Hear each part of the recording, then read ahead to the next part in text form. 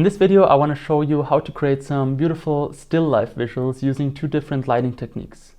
And this is not really meant as a step-by-step tutorial, but more of a sort of inspiration to get you going and for you to create some similar or even completely different things based off of these techniques. So the first technique is using a projector as a light source.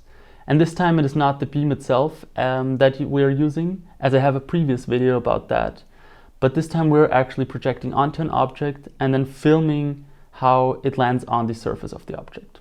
And for this one I am using a bouquet of flowers as the object because it is very organic and abstract and complex in its nature and in its looks, you know. The key concept here is if I project something very simple like a line onto the object, onto the flowers, it starts wrapping around the shape of the object, you know, of the plants, and creates these very complex patterns. And when you start animating those lines or patterns, you can create some really cool dynamic and abstract effects. And it's a very fun technique because you can, you know, just explore endlessly and have a lot of fun just creating in the studio. So what you'll need for this one is a projector, and then I'm using a laptop with Resolume Arena. But you can basically use any software that can play back files, and you can even just play a movie file if you don't want to use any kind of like media server software.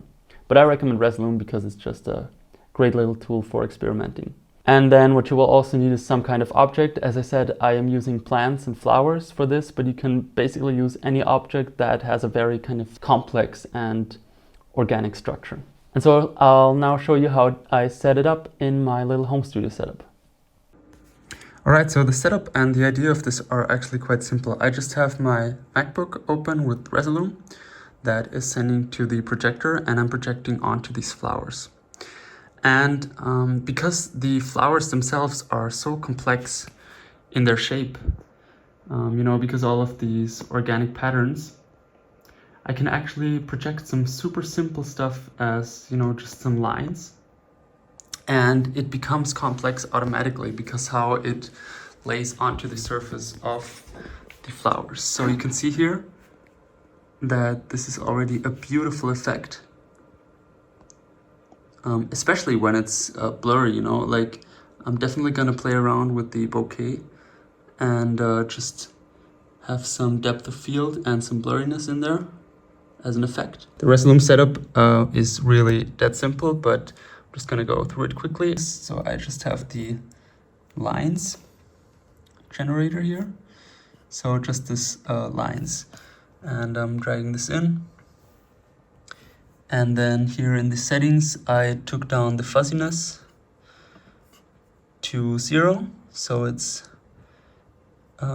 it has no soft edges, and then I also turned down the width of the lines. And then here at the position, you can actually check the that symbol here and go to timeline. And then it starts animating the lines. And for the time, I can also increase this to like 20 seconds, so it gets a bit slower. And yeah, that's already my basic setup. And obviously you can play around with the settings here. Yeah, I'm just gonna play around with this, you know, experiment and see what I can get out of this. It's also to note that the more your projection position differs from the camera angle, the more abstract the shapes are going to be, because if you project them right in front of them, I can actually move here with the camera. You can see if I go directly from the camera position, I can really clearly see the lines, and I don't really want that because I want to have these complex patterns. And if I move away from the projection view, then I already get these really beautiful animated patterns and kind of light streaks. So I have my Sony A7 set up here. As you can see, this is already really beautiful. The coolest thing about this is because I'm just using lines that are going through, it's actually in looping animation, because every time the line hits the same point as it was before, I have the exact arrangement of, you know, of this pattern, so I can actually loop this in post, which which is great for visuals. So yeah, now it's basically just about playing around with different patterns, seeing what fits and what kind of effects I can achieve with this.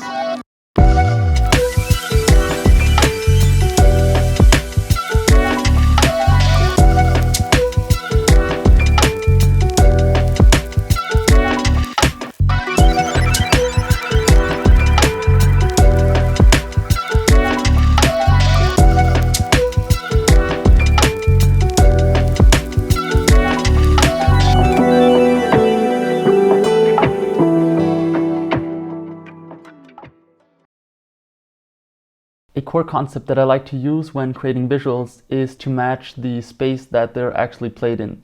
So if you think of the space where visuals are played, it's a concert venue, you know, or a club room that is very dark and has a lighting setup with a lot of lights from different angles and positions. And so I want to kind of match this in my content and have some lights that are coming from different positions to light my key object or my key visual. And this way, when I play the content, it will sort of match the setting of the actual space that we're in. So you're kind of creating a nice illusion of space and of kind of interaction between the content and the lights. I use this technique a lot in 3D animation, where I would place different lights around the space and then make them go on and off to the beat. And I've always kind of wanted to recreate this effect in real life. And recently I got the chance to do that because Aputure was so nice as to send me their MC Pro 8 light kit. And the MCs are these little LED lights that are running on battery and you can control via an app. And so this was a lot of fun to play with because I could set up these lights in my little home studio setup from different angles, and then I'll control them via an app and kind of let them chase through and always just have one going off, even, you know, in different colors and stuff. And so I'll show you what the setup looked like and some of the results that came out of it.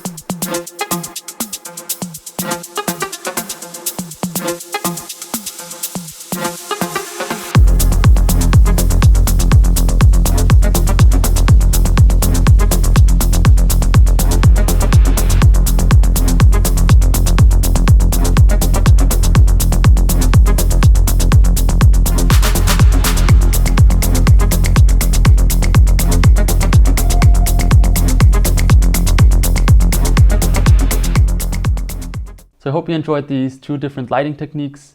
Again, this is not really a step-by-step tutorial, but more of a sort of spark of inspiration for you to have your own ideas starting from this point. And I also want to show that that visuals don't always have to be, you know, these 3D rendered animations. But you can also create stuff, you know, using a do-it-yourself setup at home, even just, you know, filming with your phone. Visuals are really a very beautiful and free medium, and that's really the beauty of it. If you have any questions or suggestions for my next video, please leave them in the comments. Leave a like and subscribe if you enjoy what I'm doing on this channel, and I'll see you in the next one.